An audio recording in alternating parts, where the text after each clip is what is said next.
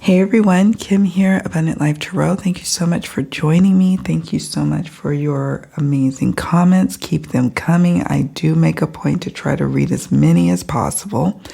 Thank you for liking the video, and for those of you who share the video, I really appreciate it. So yeah, let's get ready to talk about Ann Taylor. So I saw in the news that Ann Taylor, Bryan Kohberger's defense attorney or public defender, she has been cleared of the conflict of interest issues, and that was after going into private chambers with the judge and she having a conversation with said judge, and it was decided that the conflict of interest issues are resolved. So as I'm watching the news program, I got to thinking, and I also got to shuffling. So I had posed 4 questions in bed as I'm shuffling and watching YouTube on my tablet or whatever. And so I see this and I'm like, I want to know a bit more about Ann Taylor, his attorney, and her strategy and what's going on here. Does she think he's guilty? What is going on? What's the best outcome that she can see from this whole situation of defending Bryan Kohberger? So we've got the 6 of Swords. That was to the question of what does Ann think about Bryan? 6 of Swords is what jumped. Now, originally this was just only 4 questions. Today I have about 9 questions as I added to them.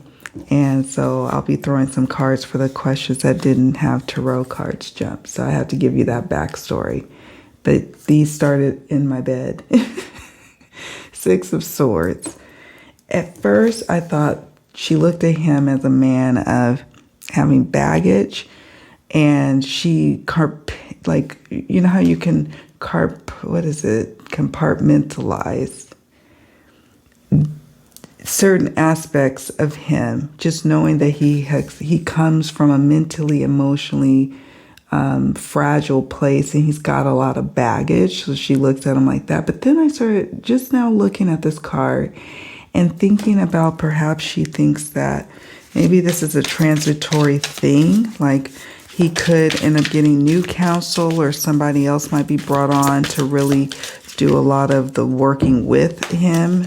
Like, I don't know. It's going to be interesting to see. This is about a card of transition and moving away from a very difficult situation and seeing him like he's on his path. Ann sees Bryan as someone who's well on this journey, and that's interesting. Now remember, the question is, what does Ann think about Bryan? What does she think about Bryan?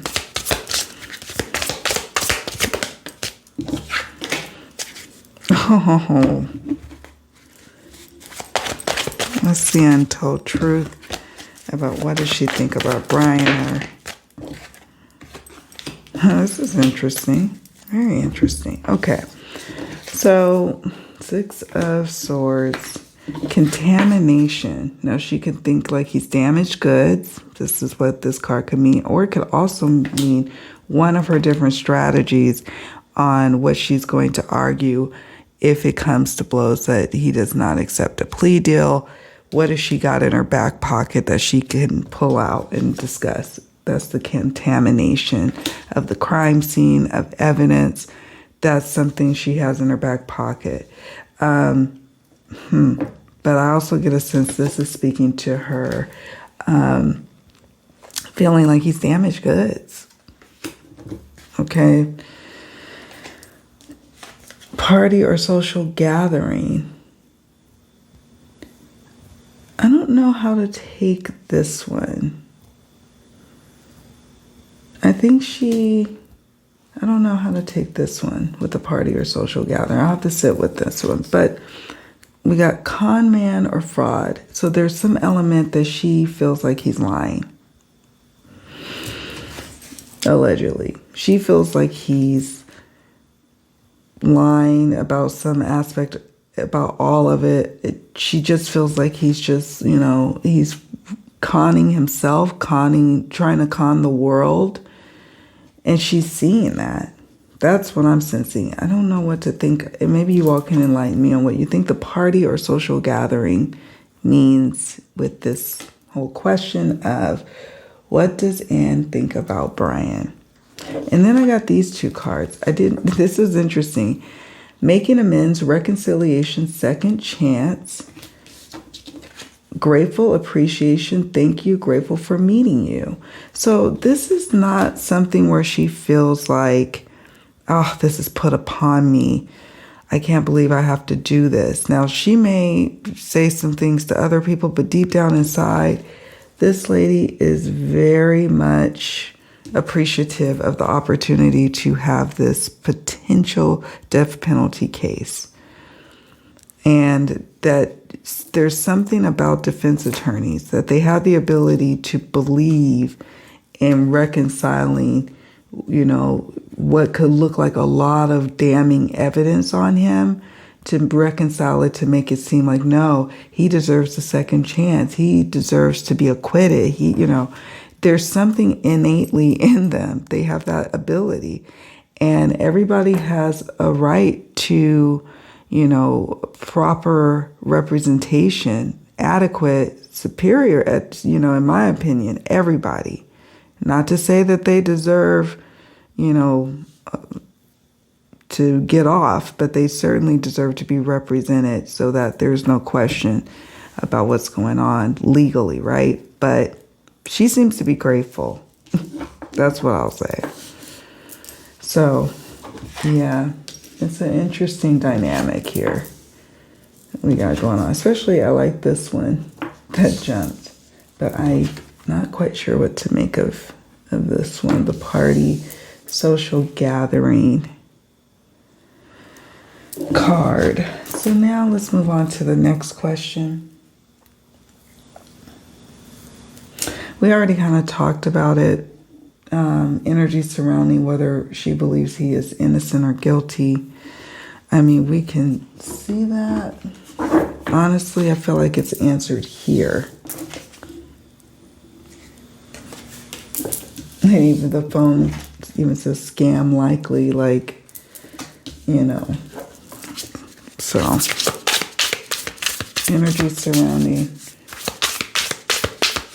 whether or not Anne believes that Bryan is innocent or guilty. Innocent or guilty? What card will jump to affirm or one way or the other?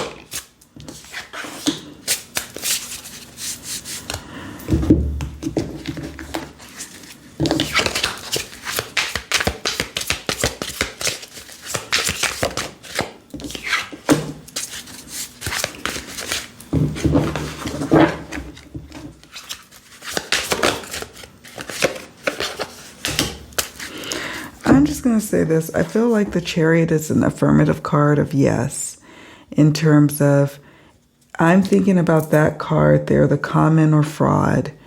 And I sense that she believes that he may have done this. He had the will, he had the ability.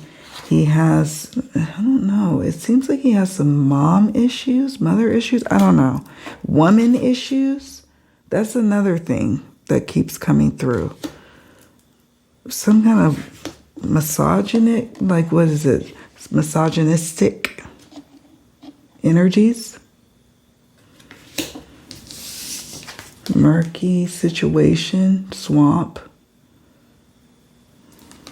Emotionally, unstable, emotionally just deep, and it's somewhere that she doesn't even necessarily want to go, but she's a really great attorney from what I hear. So, she is able to put these in different little compartments. He's a client that deserves, great representation, and she's going to deliver on that. But there is a part of her that believes that he has done, this is about doing something, making it happen with the Chariot. And there's this element of misogyny or mom issues or something going on here as it relates to a mother or a mother figure.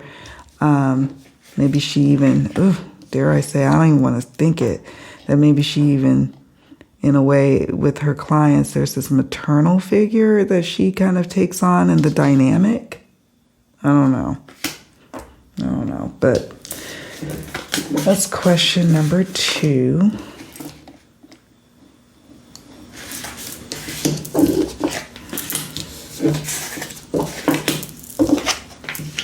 Now organize them and take a still shot so you all can see it more clearly when I'm done.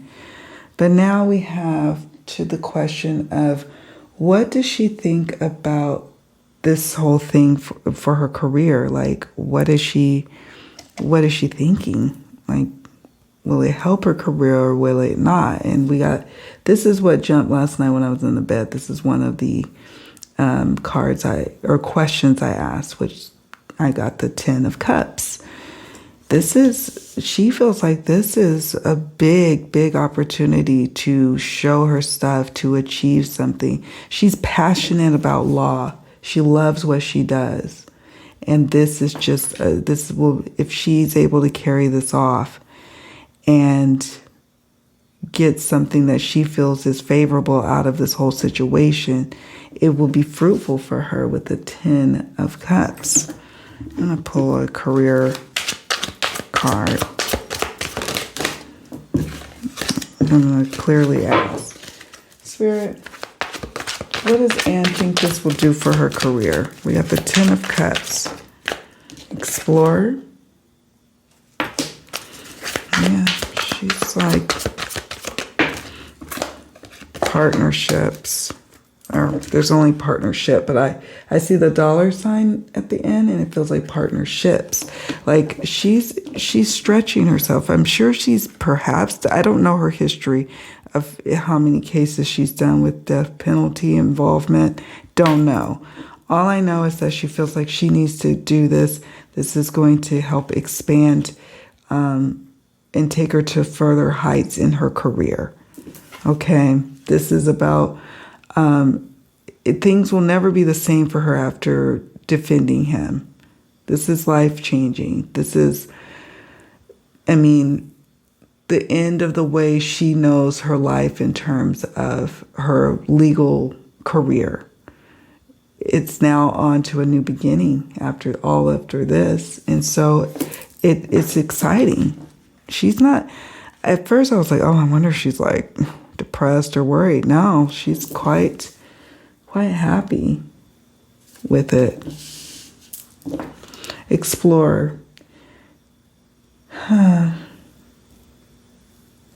So listen to this. It says, you may be called to explore careers that match your fearlessness and curiosity.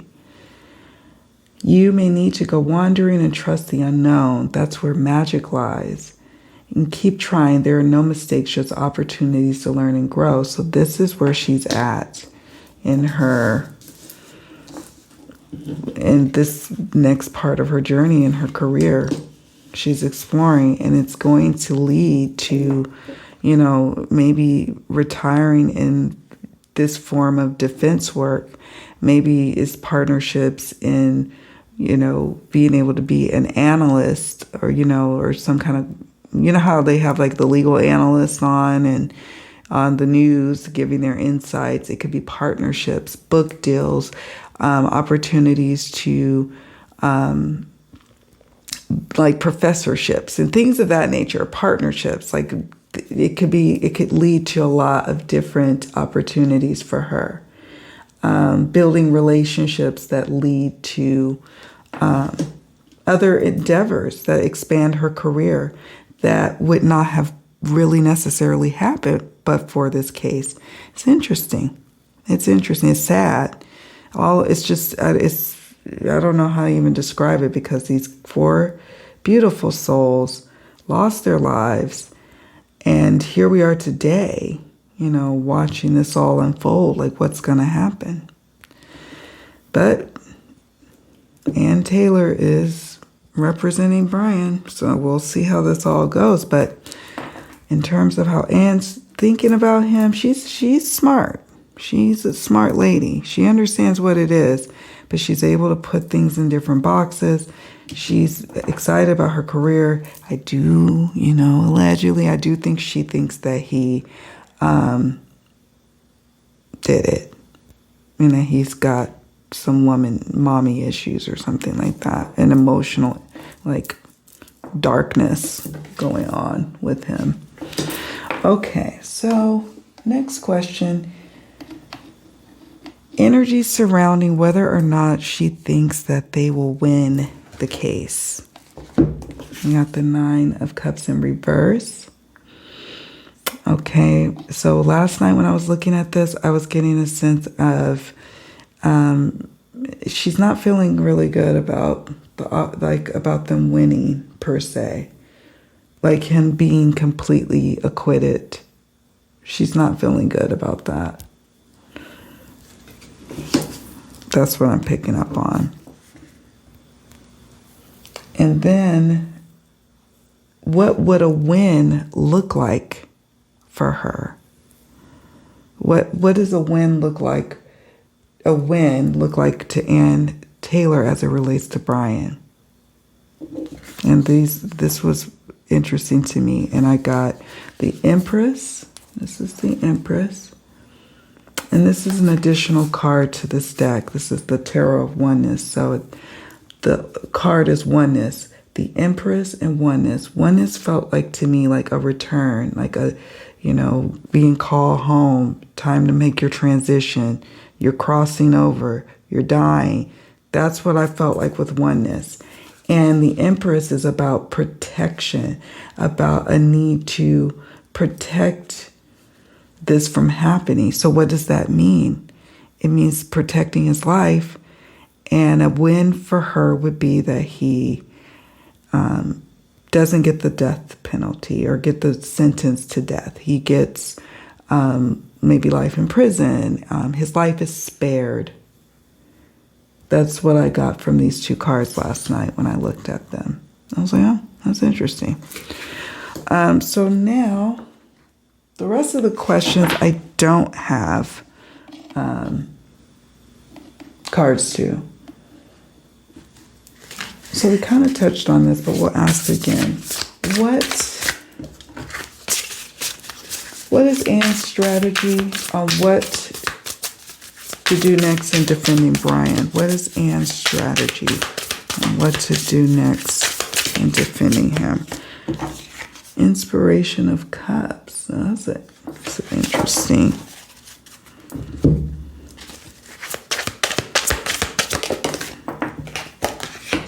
Dark energies. That's interesting to me. What is her strategy?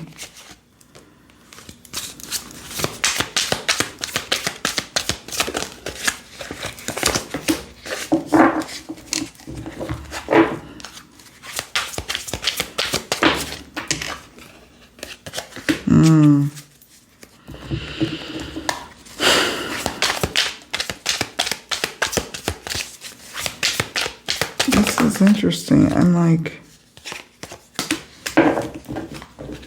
okay.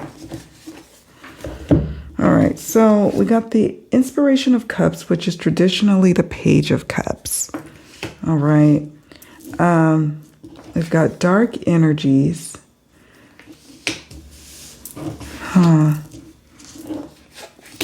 Fear. I wonder if she's going to try to do, I guess in Idaho, they don't have like what you would have a protective like statute or some sort of case law, or what is it? Not case law, but precedents. And I don't know what I'm saying. I'm no lawyer, but people can't just be like, oh, I claim insanity or do the insanity defense. Apparently in Idaho, I'd imagine it'd be like a mitigating factor. You say, oh, I have a mental condition that causes me to go and harm other people. I hear voices. I do this, I do that. Not to say that people who hear voices would do something like this. But anyways, he, unlike other states, he doesn't have that ability just to get off just because he's claiming that he was insane. I don't get a sense that she's going to be able to even really convince him of that, of going that route anyway. Drama-filled, some aspect of this defense is going to be drama-filled. As we move closer, or as it goes, if this thing goes to trial, you can best believe it's going to be like one of the big news stories. Or, it's going to be one of those trials that are filled, to the brim with people trying to get in. It's going to be a lot of press. It's going to just be a lot of drama and people kind of showing out and acting out. And the defense is included in that. Just saying, drama-filled, bombshell this or that, or a constant stream of objections. It's just drama, or really trying to poke holes in the prosecution's evidence. And playing on the fears of the public with this whole thing. Playing on the fears of the public, like, maybe there is someone involved. Maybe there is someone else involved. Just throwing different things to kind of thwart away from the fact that the prosecution has quite a bit of evidence here. There is going to be a sense that she maybe looks at that vehicle and says, you don't have a lot of evidence here in terms of the vehicle. Something like that. Something to do with the vehicle. The vehicle has always been a big thing in all of my readings that I did related to this case from the start. Even before they found him. Yeah, the vehicle car has always come up over and over again. So there's something about it like, did law enforcement ever get a chance to really comb through that vehicle? Is there, because she could argue like, if there's no evidence of the victims being in that vehicle, he's just left their property and there's no evidence and you all don't have it, then you don't really have anything on him. Like, it's going to be something about the vehicle. It could be also a bargaining chip for both the prosecution and the defense to try to reach a deal. I'm not sure how successful that will be, but to try to reach a deal, maybe something contingent on something about the vehicle.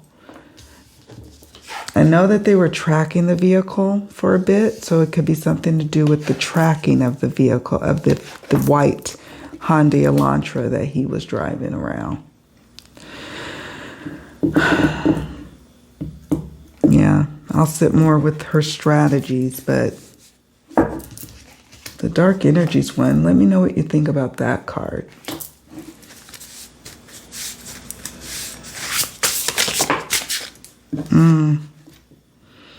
The question I was going to ask is, what evidence will she try to go after in defending Bryan?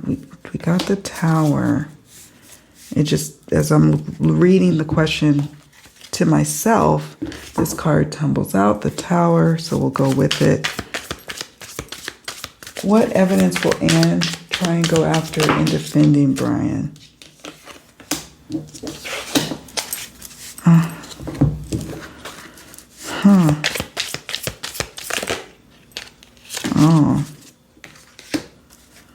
Somebody's baby, somebody's child, someone else, an affair. What could this mean with the Tower? That she's just trying to throw in different defenses to raise reasonable doubt. A random hit, not him. Then we move to, have you properly ruled out the people around her? Come on now. But it's just like there's this path to raising reasonable doubt. Maybe even about evidence of him being in the house with the Tower. Maybe it's about him being in there before. Maybe it's about him not being in there the night of. I'm not quite sure what to make of the baby card. Maybe someone related to one of the victims, like really just trying to throw all this reasonable doubt. I don't know what the baby card could mean, but we'll just have it on the table. I don't know what it could possibly mean. But I was looking for some evidence. I don't see anything else speaking about what evidence will Anne try to go after in defending Bryan. Just poking holes because, yeah, crime of passion. Trying to like thwart it away from him, like really and truly, yeah, that's, it could be that he's framed. I'm like, I don't know about that. I don't know, but it's the prosecution's burden to put forth the evidence to say that he is guilty. All the defense has to do is just come up with some things to poke holes and plant reasonable doubt. It's not their job to come forth with evidence. It's their job to poke, holes at the prosecution's evidence and arguments as to why the client is, they're not the one, or that there's reasonable doubt here. I get a sense, as I'm looking at these cards, like this is probably going to march on to trial. I hope and pray for the sake of the family that they try to reach a deal contingent on whatever is going on with this vehicle evidence. Because that is going to be like, it's going to be rough. How does the prosecution feel they can match up to Anne? Let me see. I want to ask. How does the prosecution feel they can match up to Anne? Like, how do they feel about their chances of success? And we know what success for the prosecution is. It's a verdict of guilty. And of course, he's presumed innocent until found guilty in a court of law. But that's what the prosecution wants. Spirit of Swords. I feel that they are going to... I feel like they have a solid case. And it's something to do with the knife. I don't feel it. This doesn't feel strong to me, but I'll go with it.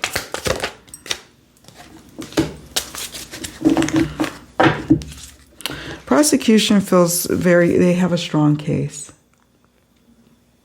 They have a very strong case here.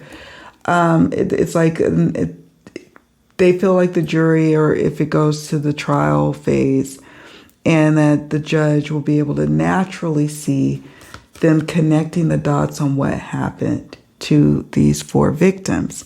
There's going to be a lot of specialists, hired help, a lot of specialists coming in, experts,